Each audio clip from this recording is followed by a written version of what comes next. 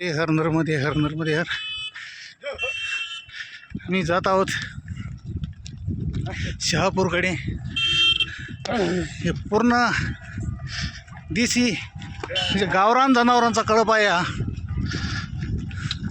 खूप मोठा असा कळप आहे. या भागात पूर्ण देशी जनावरे बघायला भेटतात. ये गांव कौन सा है आगे? गोरा. होऊ शकता पूर्ण देशी जनावरे आहेत.